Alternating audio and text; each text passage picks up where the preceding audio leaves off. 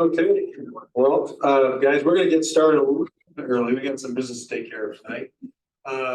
So we have a very exciting presentation, and just had a chance to sit here and talk with Bruce just briefly. And I'm super pumped to see his imagery and share his understand where he's been with his stories and his work with flying mission aviation. So, but before we get to all that, a couple of things we need to get taken care of. First order of business I'm going to bring up tonight is that tonight represents our board elections, and we have a John Townsley who has volunteered. Was he volunteered or did we nominate him?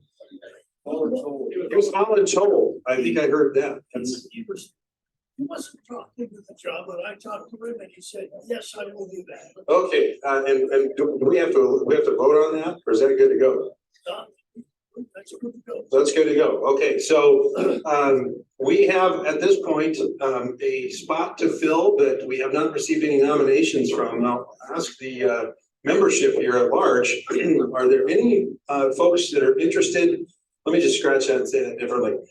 Who would be interested in helping run Washington Pilot Association Spokane chapter as our president-elect after John's term? So we have John, who is our president-elect. He is taking over for me after this meeting, as a matter of fact.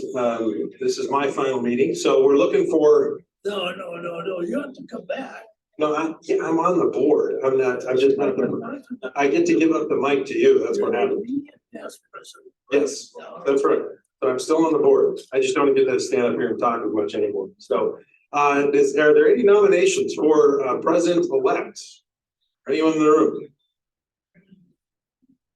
Someone that's not here. I'd like to nominate Roger. I respectfully decline. Okay, all right. I will continue to serve as the FAA liaison for the aviation safety. And Roger's already taken on another task, and that's heading up our Young Eagles efforts, which are going to happen here into May. So since we don't have a president-elect, if I understand the bylaws correctly, we can nominate and vote on that down the road. At a point. No, we have to vote on it, but we can, since you're president, you are the president-elect, we can kick the can effectively and vote on it as another nomination comes available. So Hopefully somebody from the board will step up. sure. Okay, Roger. for the protocol for tonight's election, you need to have an election because you have positions that need to be voted upon, which is the secretary and one of the directors. Right, well, we hadn't gotten that far, but I wanted to start with president first. So as of right now, all of our board members have said that they're going to stay on in their current roles. And with the addition of John Townsley, I'll just put it to a vote right now. All in favor of the board as it stands? Aye. Okay, looks like the ayes carried, so that takes care of our business. So we've got John Miller as our new president. We have I'll be staying on as our past president. We have John Deek, one of our communications director. We have John Townsley, who will be our secretary. Dave Lucky will be our treasurer still. And we also have Dennis Ronaldson, who will also be on the board, as well as Dale McLaughlin. So that is your 2023-2024 board. So that takes care of that little bit of business. I did get an email quite some time back, and we never brought it up in our last meeting because it was an oversight. But one of the things I think is really important to share is that when you guys have contributed to the annual scholarship fundraising, it has made an impact. And one of the greatest emails that we got was from Luna Matke. And if you were at our scholarship award presentation this year, Luna received as a high school student one of our $500 scholarships. And that was something that we had not done before. We had done that new this year to offer 2 smaller scholarships to high schoolers as an experience. Luna Matkey soloed this year. She took that money, that $500, and she made it work. And she got through and she soloed. She sent me a couple of photos. I'll be posting those to our Facebook page and as well as to, we'll get those to Dave as well. You remember that? Let me give you a little update. Oh, you got update, okay. Yeah, I talked to the folks down at Northwest Aviation Service. And Luna is ready to take her check ride on her 17th birthday, which is next Friday. The Friday coming up. She should become a private pilot. She's just a classic example of why we do our scholarship program. So good for Luna. And so when it comes around again, why do we do this? Why do we raise the money? For obvious reasons. And that's really, really important. Okay, don't forget the coffee can up here. You got a few shekels you want to drop in. We encourage you to do that. It goes for all of our technology. I think we're probably going to be looking at a new screen. It's just not holding together anymore. I think the backside is fine inside the kick can. So some hose clamps and some duct tape, maybe. Anyway, that'll be part of our expenditures here coming up. Let's see. So this is the last meeting that we will have as a chapter for 2022. We will meet again in January. And we'll have a full lineup of events for the year. If you're interested in volunteering and being on a board committee, rather, from our board, we would encourage you to come to our next board meeting, which will be at Dave's Hangar, and come check us out on our website for all the information about when and where. And I think Dave is doing much better now. Yeah. Oh, no, let's talk. Yeah. I get the mic again. Yeah, I talked to Dave this afternoon, and Dave, as you may or may not know, had a kidney transplant. And he says that the kidney is working just fine. He's had some other issues along the way, but he's now at home and he's recovering. And right now he's got 24/7 care because he thinks he needs that at least for a while. But we should see him next time we meet. Hopefully we'll see him at our board meeting, maybe at the end of this month. So Dave's doing okay, and keep him in your prayers. Thank you, John. Okay, John, why don't I just give you the mic again, and why don't you introduce our next speaker? Glad to do that.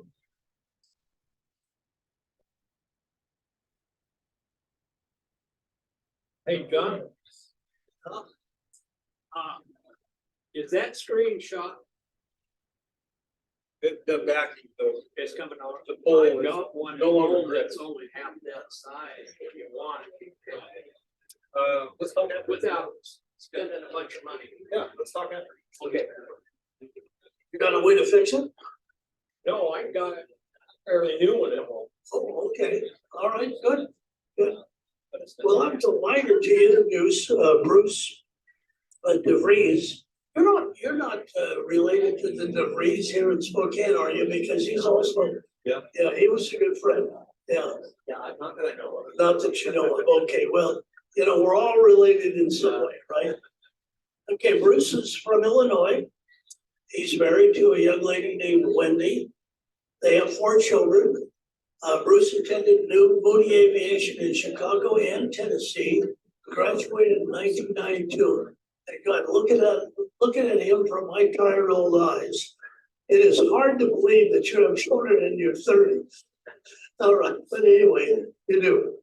All right, he has served in Venezuela, he's in Haiti, Mexico, and most recently in Tajikistan. And in addition to being in his instructor duties, he's also an adjunct professor at Moody Aviation here in Spokane. And Bruce is going to give us an overview of Moody both here at home and abroad.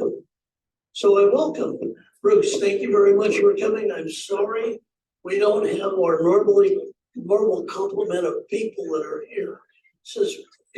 Anyway, enjoy. we're very interested in. The mic, give it the right, Yeah, you gotta keep this thing up there. I'll try to sort of eat the mic. Well, this is really a thrill for me to be here. It's been a number of years since the last time that I was able to stand in front of this chapter of the Washington Pilots Association, and I would have to say that that is the desire to be more involved. If my employer would leave me in one place for long enough, I think that would actually work out. So we'll see how this time around here in Spokane will go. So it is true that graduated in 1992 from Moody Aviation with a commercial pilot and flight instructor double-I ticket, pretty fresh. A somewhat naive but married father of a little 3-month-old bundle, just ready to sort of launch out into the world. My dad was a pilot with US Air, flew with them for almost 30 years, captain of the DC-9. We joke that the instrument panel that I have in the Moody Skyhawk is probably more advanced than his DC-9 panel was, but he can still go faster and higher than me. But it was that love of aviation that I had as a kid from interacting with my dad, watching him fly the Convair 580, DC-9, BAC 111 kind of stuff, and I was just nuts about airplanes ever since I was a kid. But at the same time, involvement at church and knowing my Savior Jesus Christ from a young age, there was that desire also to do something that was of value, serving not only God but also my fellow man, my neighbor, and to find out about missionary aviation where you are doing both, to me was really cool. Still somewhat naive about all of what it entailed. That's what we were going to experience then in the almost 30 years that we've been with Mission Aviation Fellowship. MAF, Mission Aviation Fellowship, is actually the big kid on the block when you talk about humanitarian and missionary aviation around the world. From when we joined in '94, they had in the neighborhood of 80 aircraft. We're down to the high 40s in the numbers of aircraft. The issue, though, is that when you start adding caravans and Kodiaks, your value of your fleet starts going up rapidly, and so the numbers of airplanes you have to have sustainable, and so we've seen that number reduce. But my wife Wendy and I, we were in Venezuela for 10 years. Ended that time when the government was turning very negative towards help from people from up north here in the U.S. And she actually, we went there with 2 children. We left there with 4. She gave birth to 1 daughter in '98. And about 6 weeks later, October of '98, we actually took possession of a little 2-day-old girl that came out of the jungle, and about 2 years later finished the adoption of that little girl. So we've got 4 kids that range and look and where they came from. You know, I think it's the Dutch background of debris that sort of gives me that useful look. At 56, there are days when I don't feel young. After the years of being on my knees in the rain at a muddy airstrip unloading goofy stuff out of a cargo pod in the 206, I think I've aged a little bit more. But so MAF has operations currently in 14 different countries around the world, and that is the MAF US. That is the United States, the US branch of Mission Aviation Fellowship. The international organization of MAFs, which include MAFs from Europe, Australia, Canada, a few other locations, actually have over 100 airplanes in about 40 different countries. And what we do in those countries will vary between humanitarian work, mission work, Doing things like bringing malaria teams around the jungle, famine relief in parts of Africa,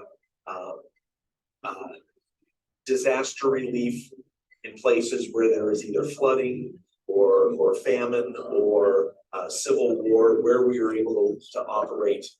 That's what we do. And so let me see if this clicker will work. So these are pictures of our family as we're growing up in front of a hut in Puerto Ayacucho, Venezuela. We've been in Spokane, Washington, now starting our third tour of service, instructing young people here at Moody Aviation. We were in Oaxaca, Mexico in 2010 to 2014. Haiti was just before that. And then we were in East Central Asia here most recently for about a year. And MAF has had a Cessna T210R there. We purchased two of those in 1985, 86. They were brand new T210Rs from Cessna. And they're expensive airplanes, 325 horsepower instead of just 300 or 310. Has a big little turbocharger on it. The airplane's very good for altitude flying. And in the country that we were just in, the elevations range from 1,000 feet in the farmland to 25,000 feet in the northwestern extent of the Himalayas, basically. And so that would be an ideal airplane. Of course, we had to buy our avgas from Russia in barrels, drums. The only light aircraft like that, besides a handful of AN2s that at times worked, that was all of what light aviation was in the country. And so to even talk about what you could do with an airplane landing on airstrips was very foreign to most people there. We find that in some countries. The idea of letting an American into your country, you know, we knock on the door, say, hi, we'd like to fly around in your country and help people, and I think we'll obey your laws. That doesn't really go over well. Like even in,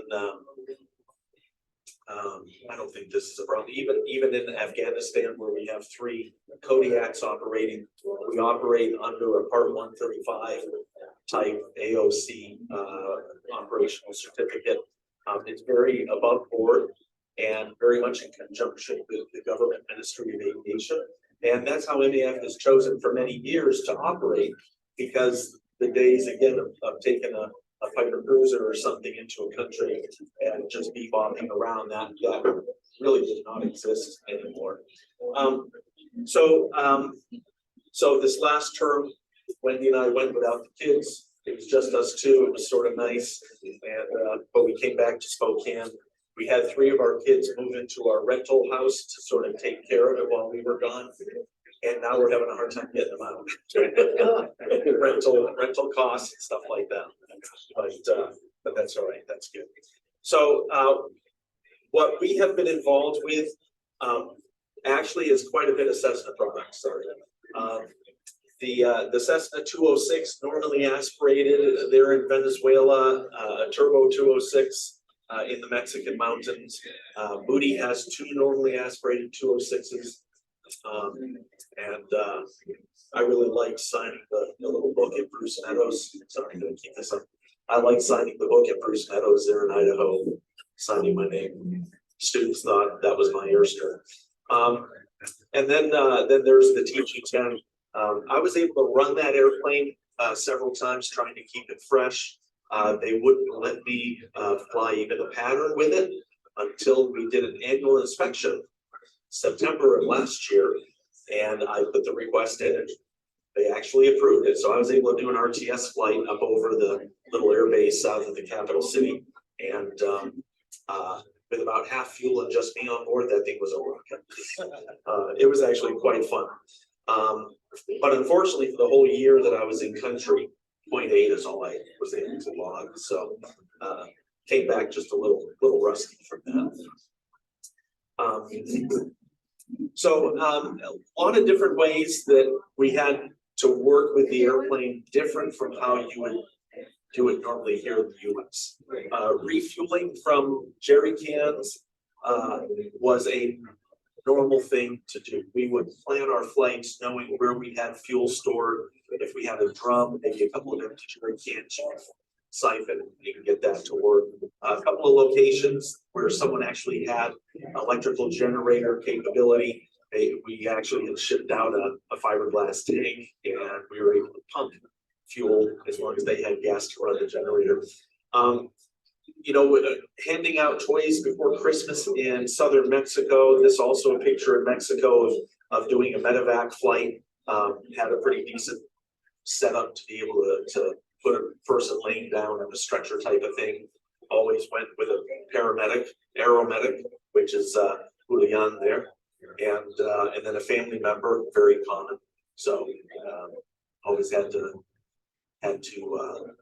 work the best thing you could with what the patient was suffering from. Sometimes they had to have feet up, or they had to be sitting up, and sometimes there were multiple family members that wanted to come out with them. On the right, there in the bottom, MAF, as well as many mission organizations, require that pilots also be A&P mechanics.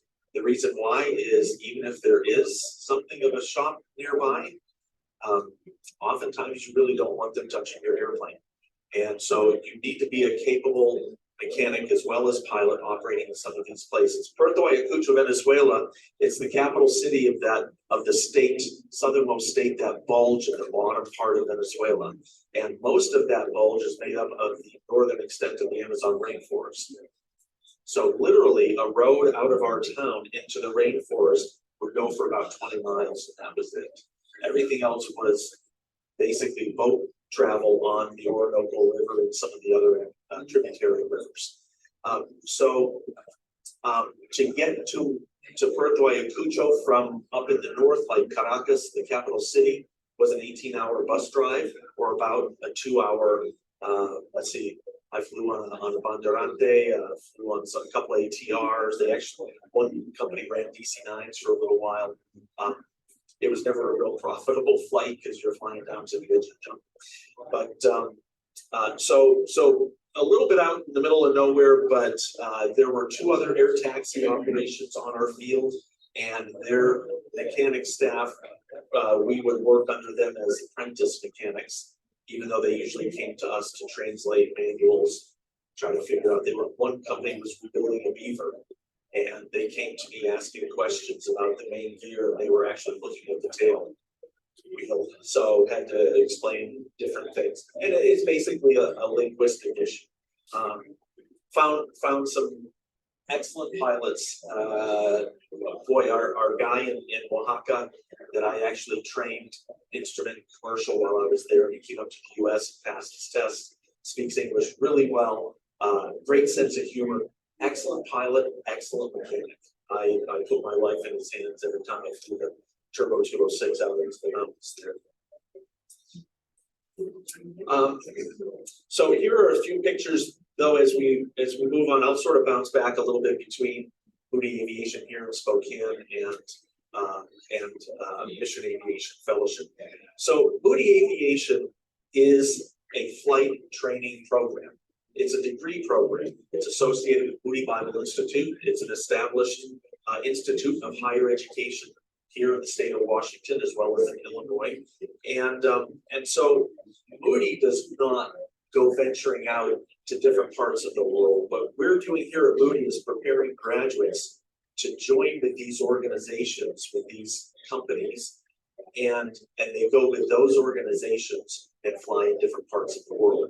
So there are mission organizations like Africa Inland Mission. They operate, I believe it's 7 aircraft, 206 Caravan, based mainly out of Nairobi, Kenya, but also 2 other places in Kenya and in Uganda. Mission Aviation Fellowship, like I said, was the biggest one. South America Mission flies in 3 different countries in South America, primarily 206 on floats as well as on wheels. So there are somewhere in the neighborhood of at least 70 organizations that use aircraft on an international setting, developing world context, and the primary goal is to help meet the needs of isolated peoples.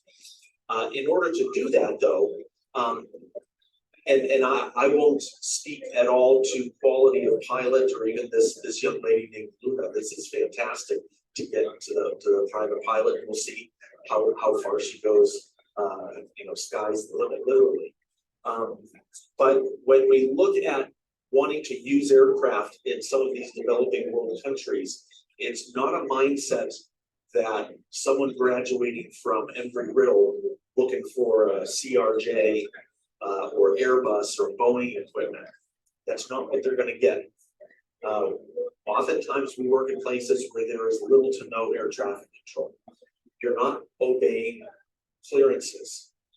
You're making your own clearance, and your clearance had better be right. You are not flying airways. You're flying routes, but you need to know where you can go low, where you can stay high. The clearance on those routes is what you do, not what someone tells you to do. So the environment that we're flying in is a bit different. The other thing is that at the end of the day, my dad with US Air, he would go on a 3-day trip. He'd talk about the places that he bebopped around, stayed in a hotel, bebopped around. Where we are going, very often I would come home at night. But the thing is, before I left the airport, I would be checked out by soldiers carrying machine guns. In Mexico, the federal police, they have their reputation. In the terminal, they would salute me as Capi Bruce, but at the same time, it's an environment that is much less secure than what we have up here. And so it's not just training to handle an aircraft, but it's training for the mentality of developing world work in small aviation. And that takes it a little bit of a different mindset. And so that's what we are doing over Moody Aviation at Phelps Field. We have a lot of classroom work. We have instructors like myself who have been out there doing that in some of these strange places that you would never want to visit as a tourist anyway. And we're bringing that back into the training so that these students are understanding this isn't just go sit in an CRJ cockpit and earn your $120,000 a year. It's a little bit of a different environment. This region is a wonderful region, a wonderful place to train pilots and mechanics in this type of flying. Taking our 185 and a student into Lost River, just fantastic. I look over and his eyes are real wide, his mouth might be open, and it's like, okay, close the mouth. This is really good stuff, but we're learning here too. This isn't just to go on a wild ride. 185 Papa Romeo is the primary 185 that we use. Moody just acquired a second one, Papa Mike, but we're redoing that with an IO 550 and a 3-bladed prop, and also redoing the panel, trying to standardize it. So it's going through a bunch of work this winter. The guy standing at Papa Romeo, his name is Diego Sen, and he was the instructor that we lost about 2.5 years ago with that bird strike through the windshield Cessna 172 loss. You're in Spokane? Yes, it was up over Clayton. Yeah. Yep, Diego was one of my students. I actually did his 206 transition, 185 transition. I did a CFII. Super great pilot. He as a kid grew up in Brazil, in the jungles of Brazil, and really had a heart for going back and working with people, and that was the direction he was headed. He and his wife had actually, she was expecting their 5th child when he died. 2 of their kids were twins, and they had some developmental difficulties when they were born that were extending into their childhood. And so that probably would have made it very difficult for them to actually go to the jungle of Brazil. But he was a wonderful young man and a really good pilot, and they did find evidence of the great white northern pelican, something like that. You see him up over Aloika and places. And why it was up at 7,000 feet, I think, is where erratic stuff started happening. Don't know. All I do know is that the 172 windshield is not that big, and it probably came through and incapacitated him. And there were 2 first-day flying students in the airplane that couldn't handle it. That's why it ultimately, in the last dip, the kid up front pulled the wings off there over between the plane and their part. Tragic loss. His wife is still working with students' wives at Moody. Still feels very passionate about that call that God had on their lives.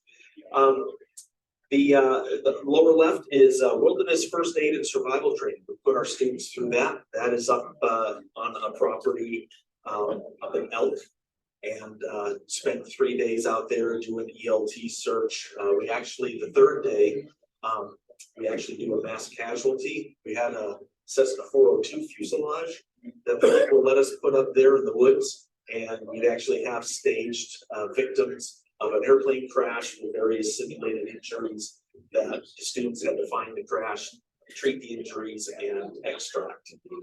We would do that in fact, I think the one this year is about to happen this next week. So do a lot of class work, but then that outdoor culmination is pretty cool. To the right there, Sullivan Lake. Boy, that's one of my favorite airstrips around here. Of course, when you have a 185 that we borrowed from a gentleman in Bremerton, it had 2 stall kits, a 550 with a Hartzell prop. I didn't have to worry too much about getting in and out of there. So just a wonderful, wonderful area to train in. So just a little bit of a look. Training seems to always come into the picture wherever we go, whatever we do. In Mexico, the other young man that was working with me and one other pilot, that pilot now is retired. This young man, he's the one with the ball cap at the tail there, Amos. And Amos had always wanted to be an MAF pilot. He lived basically behind the airstrip down outside of Oaxaca for many years, growing up as a kid, helping the mechanics, helping clean airplanes, stuff like that. He got his mechanics license in Mexico, got his private pilot's license there in Mexico.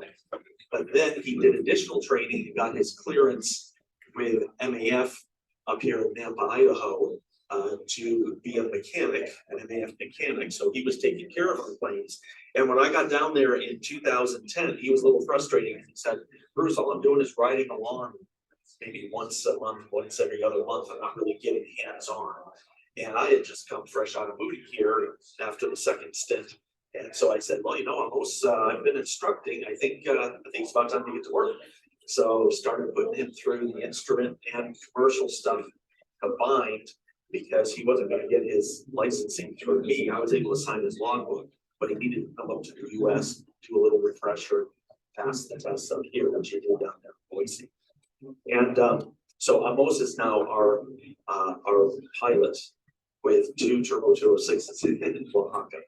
They fly 7 days a week, medevac, missionary, community service to mountain villages where there are airstrips and that kind of thing. The picture to the right is Elk City, and I think I can actually, oh, there you go. Elk City in Idaho, a gentleman named Curtis used to be the primary owner or occupier of that. I think he's got a house off of the airstrip now, but and he sold his airplane. But we take students to Oro Fino and Elk City, and occasionally we go to Moose Creek. That's really sort of pushing it for student pilots. We try to step up our training. So initially we get on the grass over here, the sod at Phelps. We'll go to Priest Lake Norman. We'll go to Kavanaugh Bay. We'll go to some of these places where you can actually get a couple patterns in. We have authorization that I got in 2009 to use some local private area airstrips. Moody, because they are an institute, collegiate institution, their legal department has to have paperwork signed, liability release and that type of thing from owners of private strips. Otherwise, we can't use a private strip. But Swain's, Tom and Lindy Swain's, good folks out there in Reardon, we use that airstrip. Mike Stussy at Pine Bluff. And then Montezuma up north of Colville. I love watching students' eyes when which side of the rock do I go? Oh, I don't know, either one will get you to Zima. Okay, so they come around and they're looking for Zima, and when they finally realize it's pointed right at the ridge. Great teaching how to unravel a pattern, still be consistent, still be standardized, still use the benchmarks, but you just got to unwrap it a little bit. Wonderful stuff, love it. And not only training with at airstrips here in Washington, you know, when we were in Venezuela, there was a young man named Victor that I started working with, teaching the mechanical part, involving him in aircraft inspections. We called him Don Filtro, because we would get him to do the gas blader every time, teach him how to safety wire, stuff like that. He is now in Brazil. He and his wife and 3 kids are in Brazil, working with the MAF operation there. Pretty neat. The different people that I would fly, these 4 pictures are actually from Venezuela. There were some independent missionaries that were originally from Virginia, a Pittsburgh work team that had raised some funds to send some cement and roofing sheets out to this village where there were some Venezuelan missionaries, and actually built them a church and built them a small like shop type thing on the side of one of their huts that they used. They had some donkeys, some burros out there, and we would oftentimes make jokes because they'd give the pilot lunch. You know, they usually get some great lunch out there in the jungle. And oftentimes, what do these tacos have in them? Tacos de burro. Anyway, that was a good joke. Down here below, also a Venezuelan missionary. This is at the village where my daughter Ana was born, bringing stuff out to them. The alternative to a 2-hour flight to get to this village called Chimaranya, among the Sanoma people, a sister people group to the Yanomami. Sometimes some of you may have heard of that. It's been studied by sociologists and anthropologists, but the alternative to a 2-hour flight in 206 is 2 weeks on a river, in a river system, but on one of the rivers, you actually had to portage around a mini Niagara Falls. And so 2 weeks on the river with malaria, dengue, things like that, 2 hours in an airplane at 7.5 or 9.5, fall asleep if the pilot's decent, you know, that's good stuff. Medical emergency. Had a lady that was walking out to her yucca garden, and a viper, a snake launched itself out from a bush. She was a heavyset lady, and apparently she was able to turn so that the viper only got 1 fang into her, and heavy weight actually helps dissipate the venom. And so I could not get to her that afternoon when they called in the medevac call. I was able to go out the next morning, about an 1.5-hour flight to get to her spot.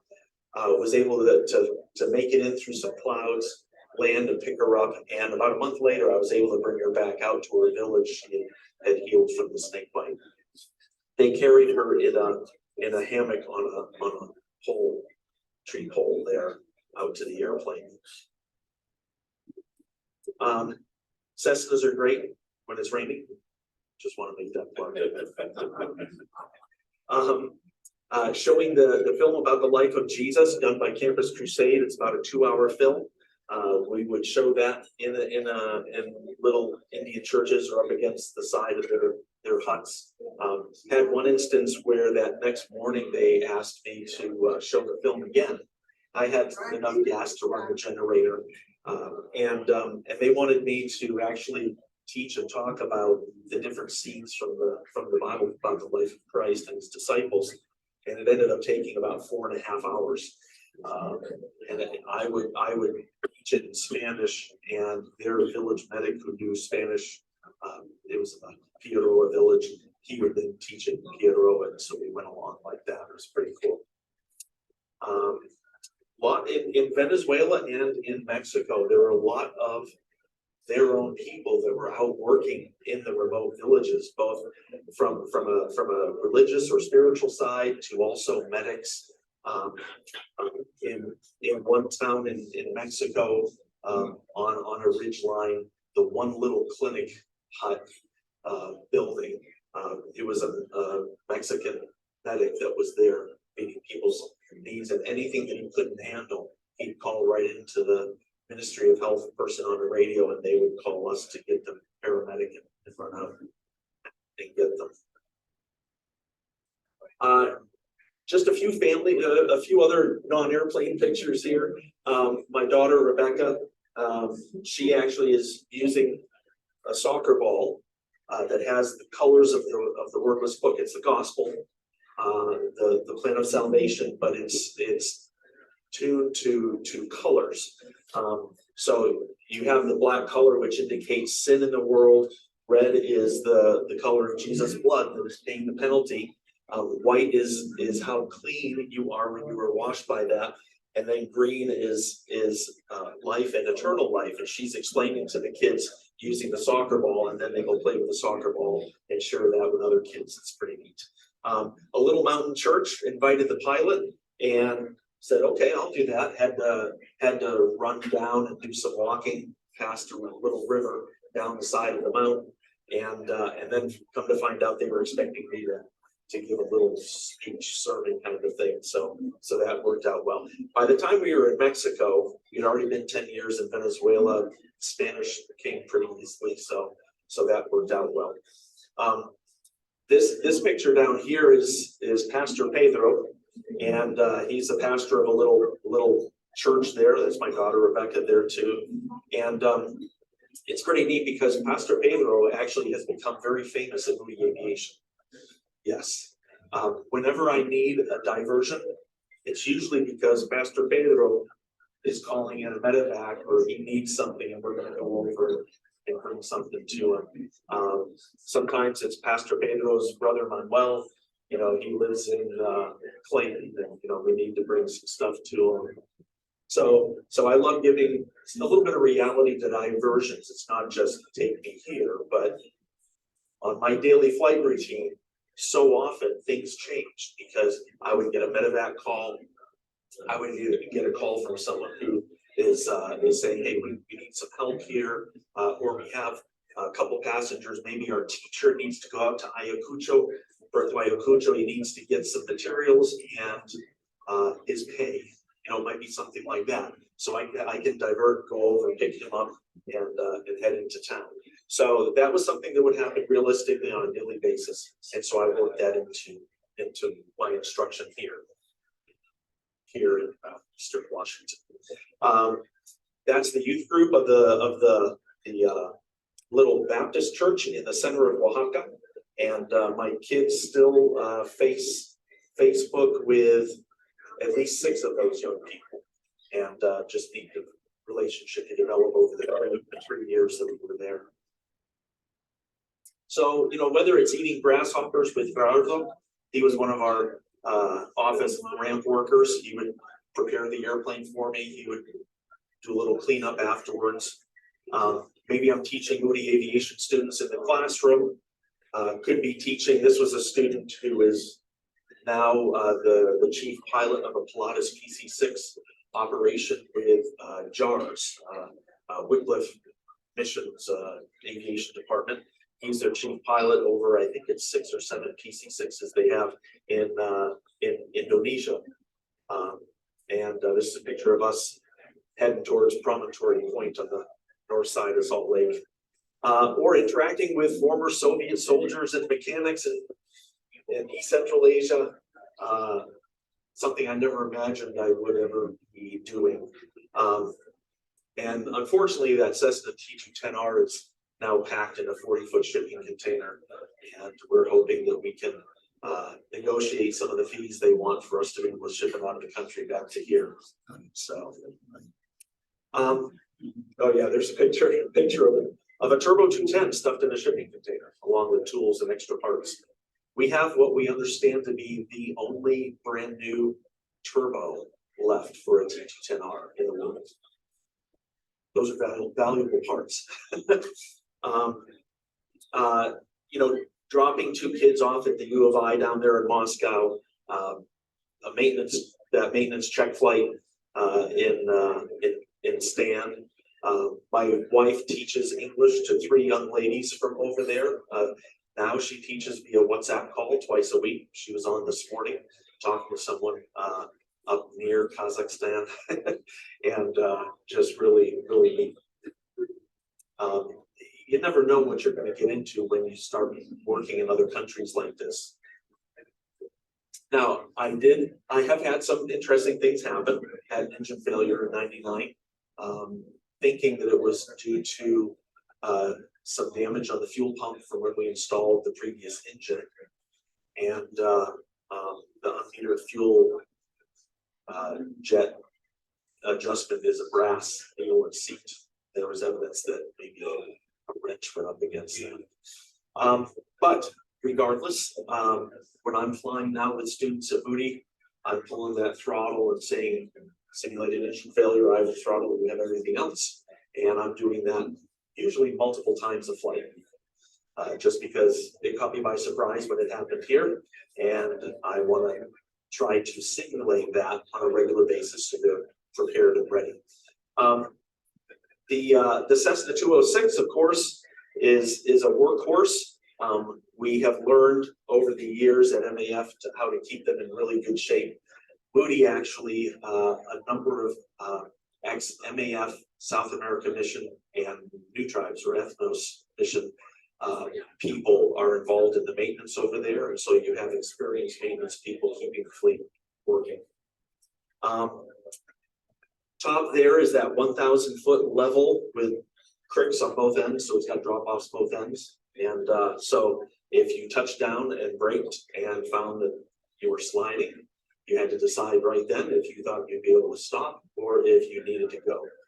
And that was one that always got your adrenaline up. After a 2-hour flight, you gotta put it into something like that.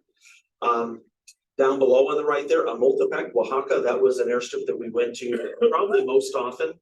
And a 15-hour drive on a good day and 26 minutes in a straight line, I'd be able to get there. So took policemen who were full of bullet holes, women that were unable to deliver or that were at risk in their delivery. Actually had one that a guy was cleaning the outside of a building on the center square, and on the scaffolding leaned back against a power cable, and actually they think that probably what did him in was the fall of the scaffolding, but I brought him out, ended up not making it. But the medevacs from there were often. You can see the mountainous terrain, you can see the mountainous terrain that's around it. Basically, that's a no-go around airstrip at a 14% upslope tucked right into the mountain there. So our abort point is a 1/4 mile final over a rock wall, and it was a left turnout full power. And that was how we operated there. Twice had to alter my touchdown because of cows at the bottom. And very often you'd come in, there's a windsock just to the left at the bottom, windsock right there. And there were many times where that sock was standing straight out across the runway. And as soon as you got through that, the wind went calm right over the airstrip. So you had to adjust for that flare. Pretty interesting.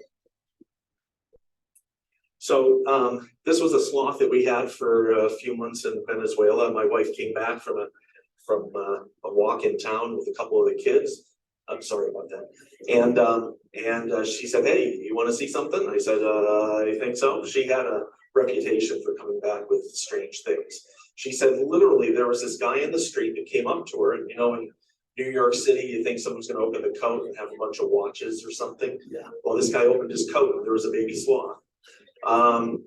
We ended up giving him to some Colombian neighbors who knew the plant that they like to eat stuff. But I like this one because, you know, as someone that probably had a potentially lucrative career as a commercial pilot, I feel very strongly that many things that I have seen in a few different countries around the world, many things that I see right here at home, many things that I see right here this month that we've just voted about. Government programs, government funding, all the stimulus that you want, stuff like that isn't what produces long-lasting, solid improvement in people's lives.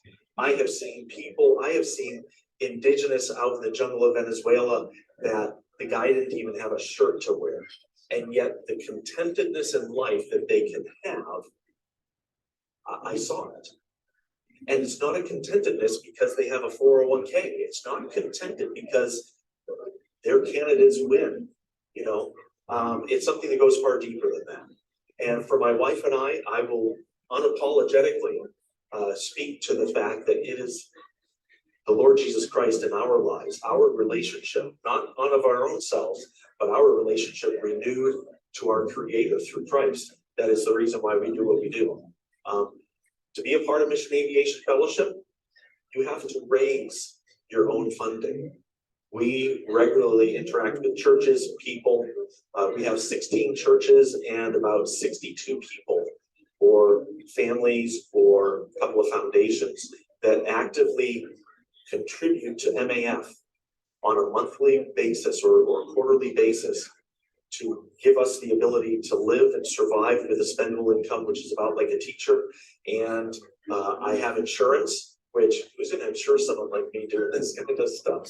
I have a life insurance, I have medical insurance, and I actually do have a little 401 type plan. Right now at almost 30 years with MAF, I'm making 1/5 of what my dad did with US Air, retiring in '97. So this is not a lucrative career, but I can tell you I've had a baby born in flight 3 times, 2 in a 206, 1 in a 185. Cleaning the airplane after that is really something else. But to encounter the father of the 16-year-old that I actually carried the baby in my arms to the ambulance after we landed in Puerto Ayacucho, and the baby expired while I was bringing it to the ambulance. Not very much chance for it to survive after 4 days of labor, and it's a 16-year-old girl. It was her 3rd child. That's sort of the way things work in the jungle. But that next day, Wendy and I have the 2-holer stroller with our 2 new twins, and we're walking down the street, and this guy comes running up to me. This is a very strong, indigenous, jungle-weathered man, and he threw his arms around me and gave me a hug. As he steps back with tears in his eyes, he said, "You saved my daughter's life." The guy was just overwhelmed with gratitude. And I've got to say that Bruce and Wendy are nothing special. Okay, I've got just as many faults as you guys here. I've got 7,200 hours. At this point, my dad had 20 grand, 20,000.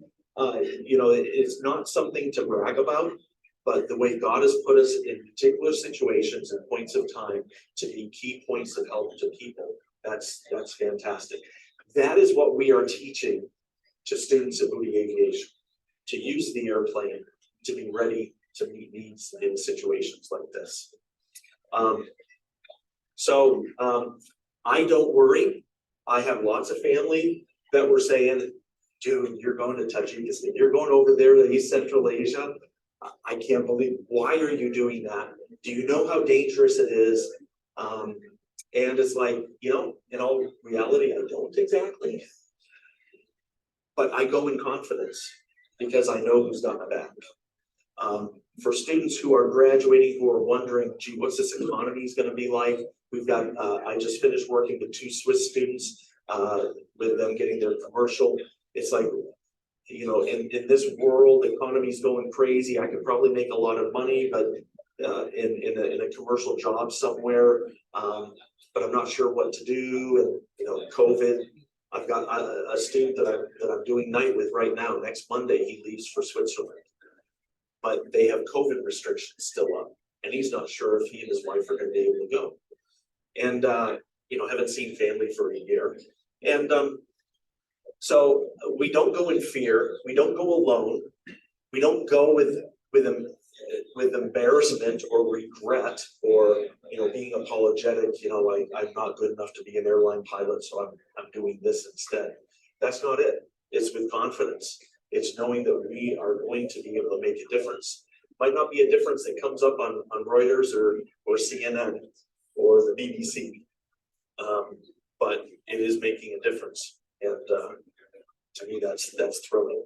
How are we doing? Can I show a video for you just a little bit? That'd be all right? I think so, yes.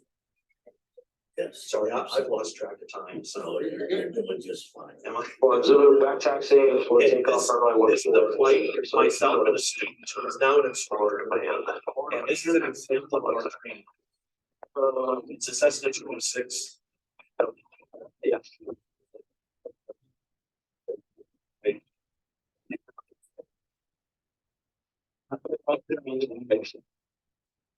Priest Lake Northern. This is the one on the west side of Priest Lake. Yep. This is sort of like intro level rest, right?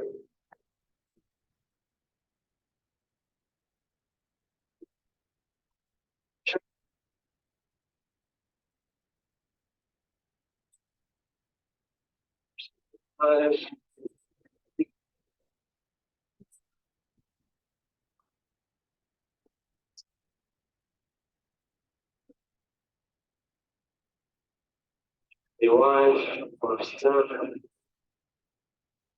Here, let's keep it between the Continue. Sorry, I didn't say that.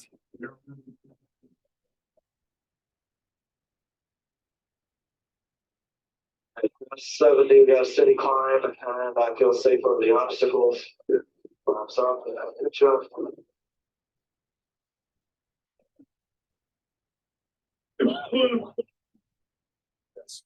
Hey, watch here, Steve. Steve, what happened? 78. So my checklist is complete. I'll just under here. When I turn at 3:30,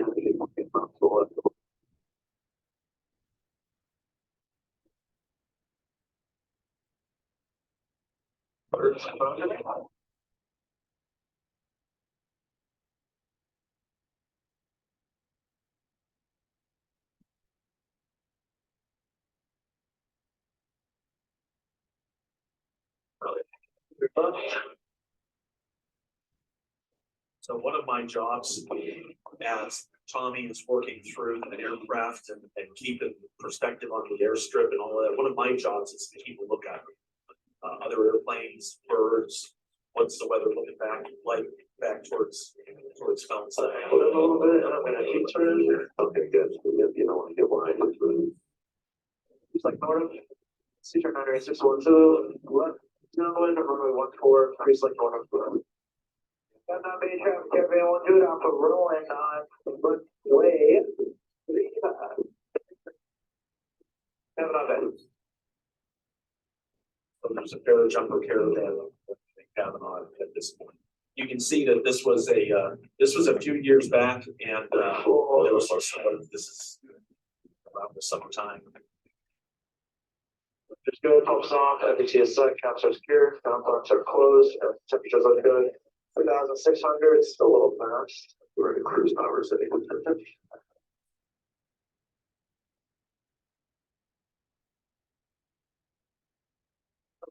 A little close, but not.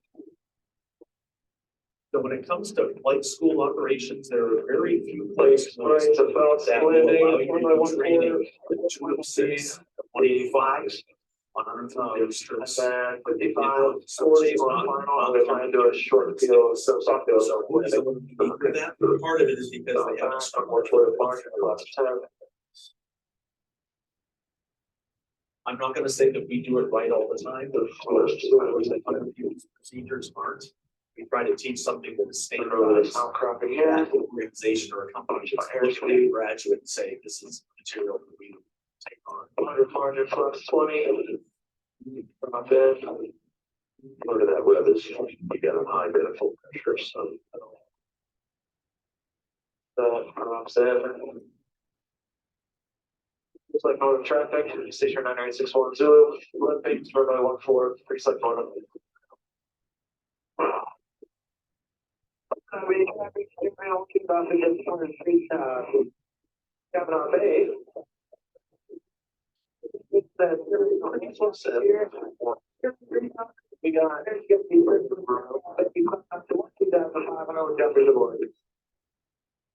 Something else I try intentionally to teach is sort of show the station on our science on accurate communication. I don't want you to say that when you say it. Because I might not say it to you before. So we try to work on that quite a bit. Doesn't always happen, but.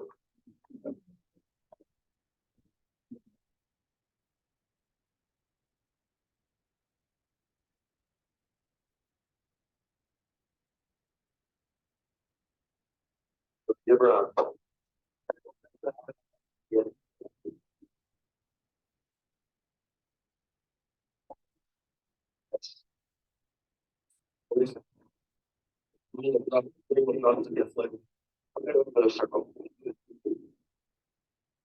The 9 students that I'm watching around the taxi, they get close down to the runway and the landing lights picking it up, and they get down there and they just want to.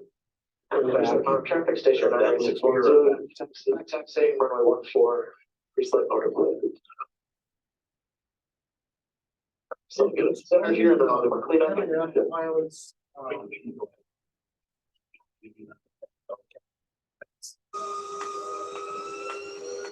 Okay, yeah, I'd like to open it for questions, Are all so. the international MAF pilots, are they trained also in Napa? Okay, the You mentioned international, all the different international affiliations. no, they are not just trained in Nampa. Now, MAF International recognizes that MAF US has one of the best structured training, acceptance, approval, move on to the field processes. And so oftentimes, when I've been down there at different times going through instructor pilot seminar and been down there, I've seen German, Swiss, where there was a Korean pilot, an Australian pilot. Now in Australia, they have a training center there, MAF Australia does. In Australia, depending on part of the country that you're flying in, most of their flying is not really extraordinary mountains. And so they'll have long, flat, straight airstrips that they're landing on. Our current class of students, there's 18 that are going on an internship for 4 weeks over to Lesotho. And Lesotho is very mountainous. It's a country inside of South Africa, very mountainous. There's something like an 80 or 90% HIV infection rate in the population. So there are dramatic physical needs, medical needs. There are a number of different people in several different organizations that are working with them. Franklin Graham Samaritan's Purse is one. I know that his operation with Ebola in Liberia, and we have a I think it's a caravan in Liberia working along with them. And so the training for that is happening in Nampa, the training before going to the field. What they want to do though, and I've got friends in the training department down there that are saying, when we have a candidate come to us for what they call a TE, a technical evaluation, it's the first step in becoming a pilot with MAF. The TE stretches you and introduces you to some of the MAF procedures that they've learned over 70 years of existence. The MAF standard approach, which is always a short field, but it's a little extremish, and stabilized approach. They stretch you and see how you respond to that. And if you pass the technical evaluation, the next step is entrance into the organization, what they call candidacy acceptance. And you go through an exposure to the organization, which you can take a closer look at you. If you're accepted, you then go raise funds, and between that point and when you're scheduled to go to a language school, you do a standardization, which is a review of all the standardized procedures and our operations manual and that kind of thing. A lot of work in different airstrips and stuff in Idaho. So MAF US has the best training setup, and really the best area for the challenges of flying in the mountains of Indonesia or Lesotho or Brazil. But it's not the only place. Usually from Europe, they will come to either us or to the Australia training program. Us meaning MAF US. The reason why they really desperately need graduates from places like Moody is because to take someone from your average FBO or from UND or Embry-Riddle, something like that, you're getting someone that isn't looking at mountain flying, isn't looking at unimproved airstrip, isn't looking at non-ATC assisted flying, and so to speed them up, MAF is turning away candidates that are coming from other schools like that or other FBO operations. They really need, they're saying that they could take an entire graduating class from Moody and accept them right away and have them on course to go somewhere because we're short-staffed. We need people. So I've been told to kick it up a notch.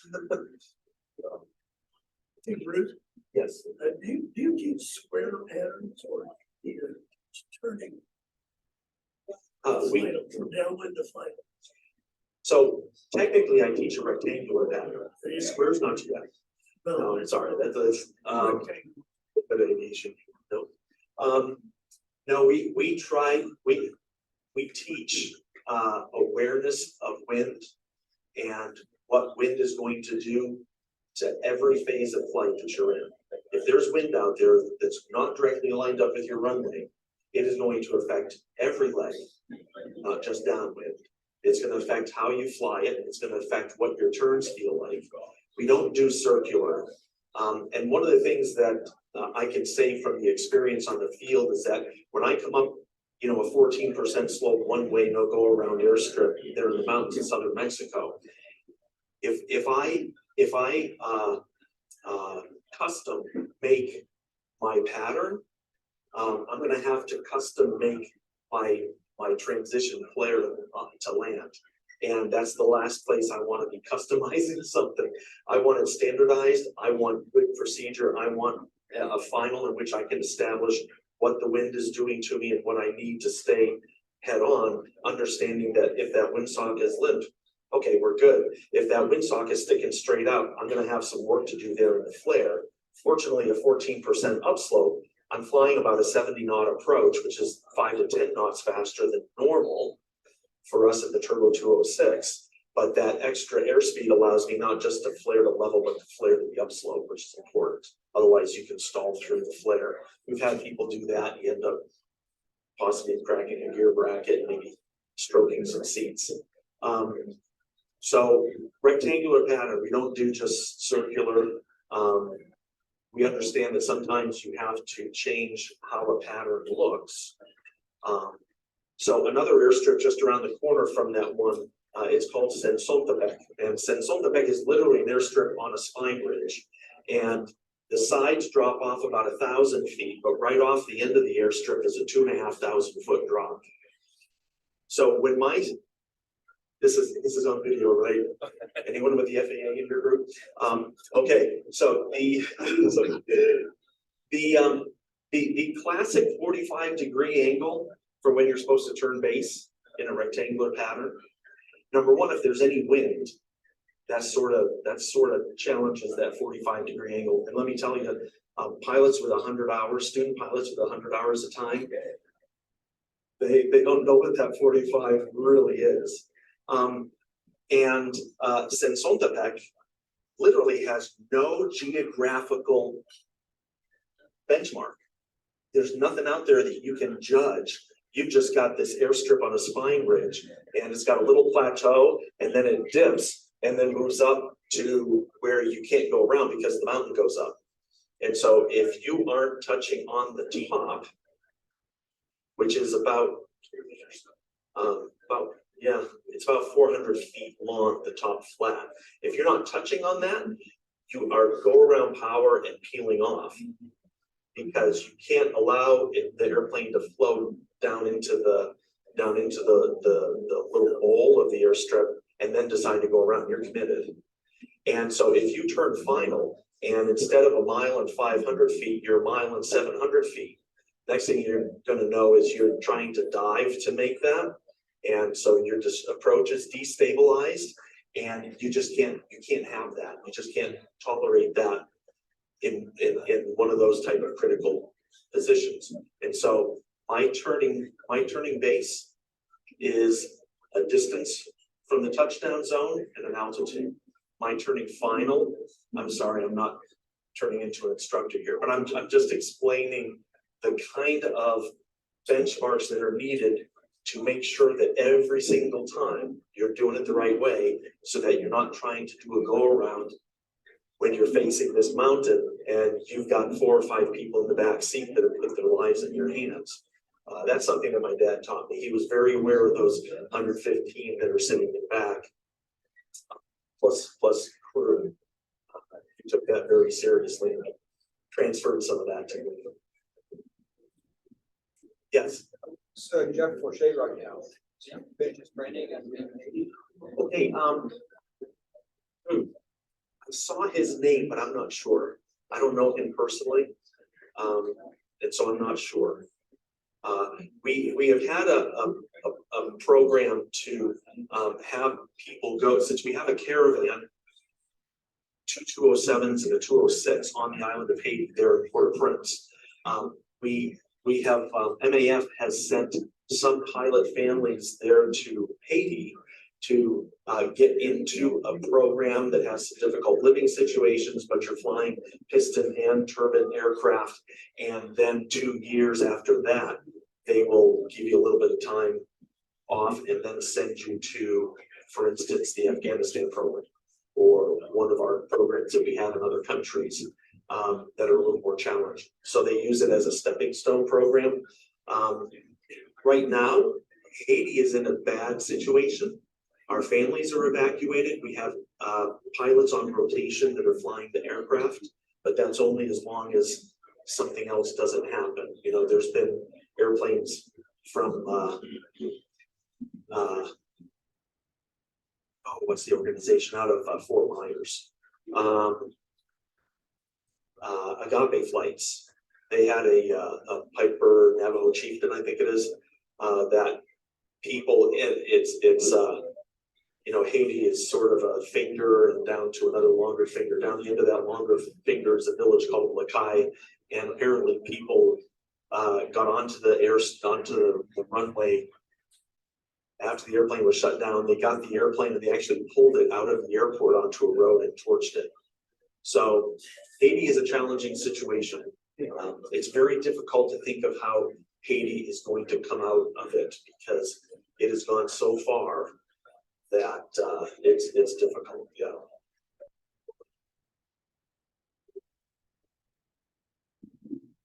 Any other? I have some materials about Moody here. You know, what I would say is that I'm easy to get a hold of, actually, when I'm in the office on the ground, at Moody Aviation. I would encourage, you know, you guys might interact with our airplanes and our student pilots around the area. I would encourage you to stop by Moody, say hi. Either we can at the moment, or we can even schedule a tour. We'd be more than happy to give you a tour, take a look at the aircraft and the maintenance facilities and that kind of thing. Our maintenance specialist class is in what we call the Cuthbert hangar. I think that was his last name. Are you talking about the hangar that's just down the corner there? Yeah, on the corner, just around the water, the toasting. Yeah, that was Amp. Oh, okay. And but you guys brought it back. Yeah. I thought Cuthbert was somewhere, maybe his wife's maiden name or something. Yeah, I'm not sure, but our maintenance specialists are rebuilding a 185 and a 206 in there. And that's where all the panel rebuilds of our Skyhawks were built up. There, so pretty neat operation if you want to stop by anytime. Well, we're collegiate in our schedule, so things get a little sparse here after Thanksgiving when the actual collegiate term ends. But yeah, if people are there, you're more than welcome to stop by. Let's give him a hand. Thank you. Thank you very much, Bruce. Appreciate your time. Your story is quite an adventure. I certainly wish I had a little bit more tenacity in my youth to go after something like that. That is it's inspiring. So thank you again. So just one more reminder, we do not have a meeting in December. However, if you would like to attend our board meeting, because one of the key components of that board meeting is a 12-month plan for next year in terms of our content, our efforts, what programs we're going to bring to our membership. And that meeting is on November 30th is what it shows on the calendar. And that'll be at Dave Lucky's hangar at Phelps Field. If you'd like to come, please, we invite you to come share your ideas for planning. I'll be there as well. So without any further ado, I just want to say thanks for coming to the meeting, and we are adjourned. That was amazing. Thank you. Inspiration. It's what it is. I hope so. And that's what I really hope. Eric's going to statement about Moody of the rate they connect with these guys. Yeah. Thank you. You mentioned a state board interacting with Moody Aviation. Okay. Part of the reason here is because